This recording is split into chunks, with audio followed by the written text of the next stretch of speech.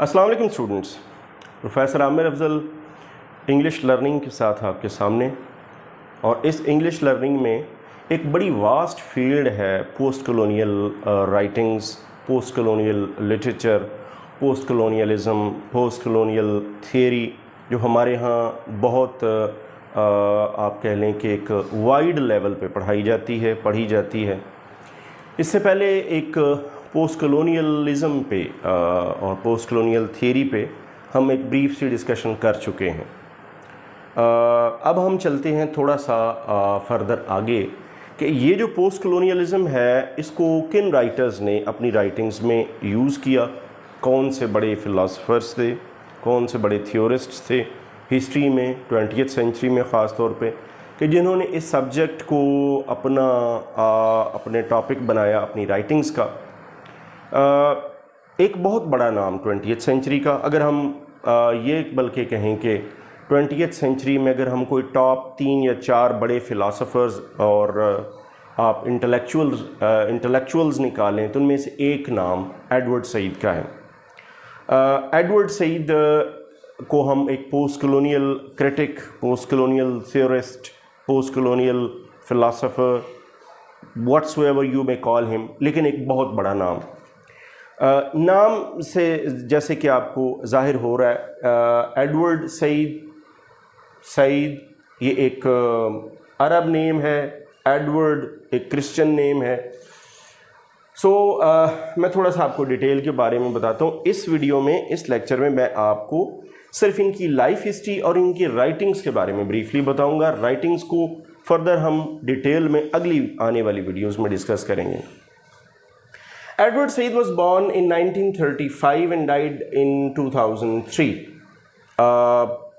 جیسے کہ آپ کو نظر آ رہا ہے، he was a philosopher, theorist, intellectual, teacher, researcher.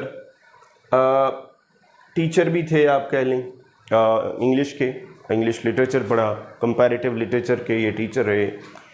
تو ایک ایسا نام کہ جس کے اوپر بہت کچھ لکھا گیا، بہت کچھ بولا گیا، ان کے بہت ساری انٹرویوز آپ نے سنے ہوں گے۔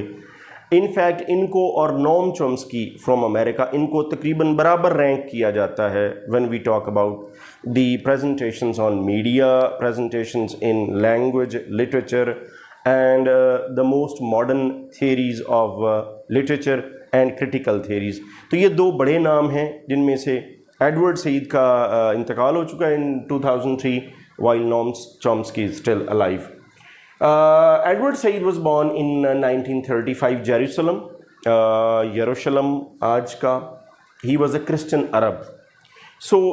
ان کا جو کہہ لیں کہ فور فادرز کی جو لائف تھی وہ گزری فلسطین میں، پیلسٹائن میں۔ تعلق ان کا پیلسٹائن سے تھا، ریلیجن ان کا کرسچینٹی تھا۔ He was a Christian Arab. Schooling ان کی جیروسلم سے ہوئی، کائرو سے ہوئی، عرب کے ممالک سے ہوئی، یہیں سے 50s میں یہ شفٹ ہوئے یو ایس اے، اور پھر اس کے بعد پھر یونیورسٹی آف کولمبیا یونیورسٹی میں ایز یونیورسٹی پروفیسر پھر ٹل ڈیتھ یہ اپنی خدمات انجام دیتے رہے۔ بہت عرصہ یہ اگلی ساری زندگی انہوں نے امریکہ میں گزاری۔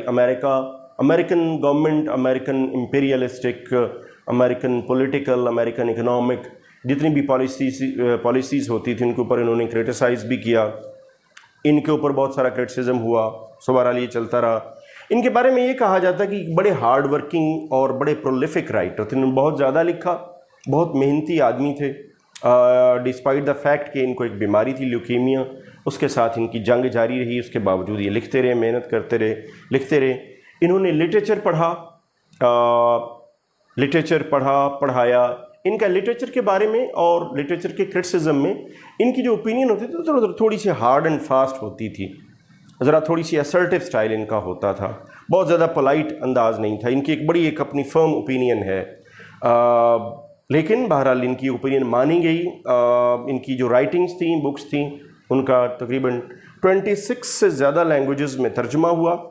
اور بائی برتھ کیونکہ پیلسٹینین تھے، ان کی ذات کا میں جو سب سے بڑا اسپیکٹ اب آپ کو بتانے لگا ہوں کہ he was by birth a Palestinian, تو یہ اپنے آپ کو ایک پیلسٹینین سمجھتے بھی تھے۔ مذہب سے ہٹ کے وہ کہتے تھے یہ میری لینڈ ہے، فلسطین صدیوں سے ان کے آباء و اجداد کی لینڈ تھی، زمین تھی جہاں پہ یہ رہتے رہے. اسرائیلی یا آپ کہہ لیں کہ یہودی کہیں اور سے آئے, آباد ہوئے, فلسطینی سرزمین پہ قبضہ کرنا شروع کیا, آہستہ آہستہ ایکسپینڈ کرتے چلے گئے اور فلسطینیوں کو ان کے علاقوں سے نکالنا شروع کر دیا.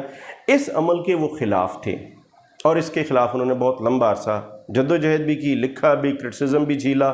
لیکن کیونکہ وہ کہتے تھے کہ میری اپنی یہ سرزمین ہے, لہٰذا انہوں نے لکھنا تھا. So he wrote and he struggled with his pen. اتنی زیادہ افیلیشن تھی لینڈ کے ساتھ کہ فار 14 ایئرس یاسر عرفات کی, جو 1977 سے لے کے تو 1991 تک جو ایک پارلیمنٹ ان ایگزائل تھی پیلسٹائن کی, اس کے یہ ممبر بھی رہے. پھر 1991 میں جو ایک عرب اسرائیل ایکارڈ ہوا, فلسطین کے کچھ علاقوں کے اوپر کمپرومائز کر لیا گیا, تو یہ اس بات پہ پھر انہوں نے اس پارلیمنٹ سے ریزائن کیا. اس سے آن ورڈ پھر ان کی جو پیلسٹینین جو لیڈرشپ تھی, پولیٹیکل لیڈرشپ تھی, اس سے ڈفرینسز پیدا ہوئے. پھر یہ پولیٹیکلی تھوڑا سا پیچھے ہٹ گئے اور اپنا جو لٹریری رائٹنگ ہے اس پہ انہوں نے زیادہ کام کیا. اگر ہم ان کی اچیومنٹس, ان کی لٹریری رائٹنگس یا ان کے ورکس پہ آئیں تو ایک بات تو یہ سب سے پہلی بات ان کی ذات کی ہے کہ انہوں نے انگلش لٹریچر پڑھا, کمپیریٹیو لٹریچر, باقی ہر طرح کا لٹریچر پڑھا. And he remained a teacher of literature and comparative literature at university. تو یہ ان کی ایک رائٹنگز میں, ان کے رائٹنگ سٹائل میں بھی آپ کو لٹریری رنگ نظر آئے گا, پولیٹیکل رنگ آپ کو شاید اتنا نظر نہ آئے. سو یہ کمپیریٹیو لٹریچر کے استاد تھے. بہت سارے ایوارڈز انہوں نے جیتے, بہت سارے ایوارڈز ان کو ملے. سلطان اویس پرائز ملا, پریزیڈنٹ رہے ماڈرن لینگویجز ایسوسی ایشن کے. اس کے علاوہ ان کے بی بی سی, CNN, دنیا کی بڑی broadcasting corporations, T V channels until 2003, تمام بڑے ٹی وی چینلز, تمام بڑے میگزینز ایک آنر سمجھتے تھے ان سے انٹرویو کرنا, اور ان کے انٹرویو چھپتے بھی تھے, اور ان کی جو اوپینین تھی وہ ایک سالڈ اوپینین سمجھی جاتی تھی دنیا میں. اگر ہم ان کی رائٹنگز کی بات کریں تو ان کا جو سب سے بڑا ورک ہمیں نظر آتا ہے that is orientalism. Orientalism, culture and imperialism, جو انشاءاللہ ہم آگے جا کے ڈسکس بھی کریں گے کمپلیٹ ڈیٹیل کے ساتھ. دا پالیٹکس آف ڈسپوزیشنز, اس کے علاوہ the question of Palestine, the world, the text and critic, بہت ساری اور بھی ہیں. کچھ جگہ کی کمی اور کچھ آپ یہ کہہ لیں کہ وقت کی کمی کی وجہ سے میں نے اس کو بہت زیادہ نہیں یہاں لکھا نہیں, اس کو میں مینشن نہیں کر رہا, لیکن ان کی بہت ساری رائٹنگس ہیں. بڑے بڑے میں سبجیکٹس پہ البتہ ذرا تھوڑے ڈیٹیل میں بات کرتا ہوں کہ انہوں نے کون سے سبجیکٹس کو ڈسکس کیا. جیسے میں نے پہلے بتایا کہ he was basically a person who loved his land, the one who loved his land to that extent کہ اگر ان کی لینڈ پہ کوئی قبضہ کرتا ہے تو وہ ریزسٹ کرتے ہیں جہاں تک وہ ریزسٹ کر سکتے ہیں. انہوں نے پین سے ریزسٹ کیا. فلسطینی جو جدوجہد تھی وہ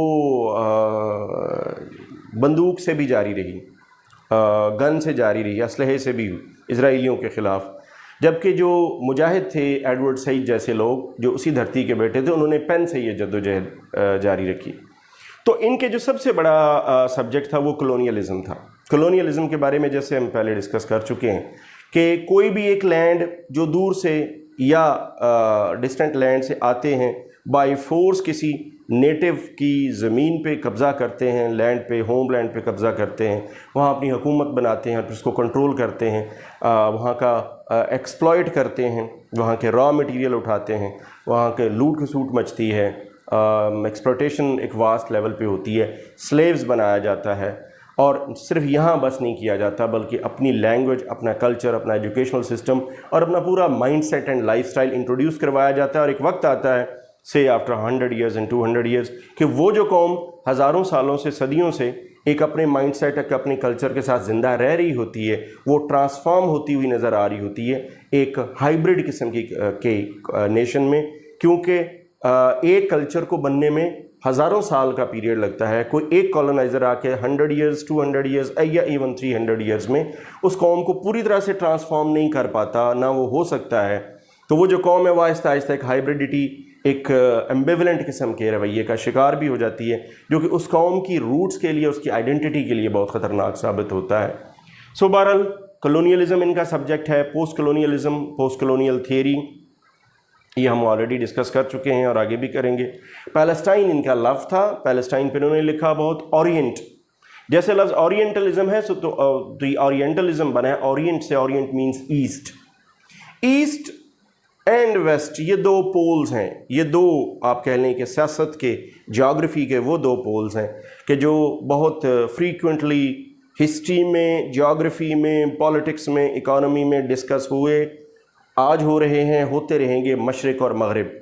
مغرب یورپ, امریکہ, وہ مغربی ملک جو کالونائزرز رہے, وہ مشرقی ملک جن پر وہ آ کے قبضہ انہوں نے کیا. کالونائزر اور کالونائزڈ, ان کے درمیان رشتہ کیا ہے؟ ویسٹ یا آکسیڈنٹ, اورینٹ کا الٹ آکسیڈنٹ, وہ اورینٹ کے بارے میں, مشرق کے بارے میں کیا سوچتا ہے, کیا رویہ رکھتا ہے؟ How he thinks himself as a regular self and how he thinks others or the other nations to be others. وہ ڈسکارڈ کر دیتا ہے, اپنے آپ سے الگ سمجھتا ہے, اچھوت سمجھتا ہے, اور وہ دوسروں کو انفیریئر سمجھتا ہے, دوسروں کو کالونائزڈ اور اپریسڈ بنا کے رکھتا ہے.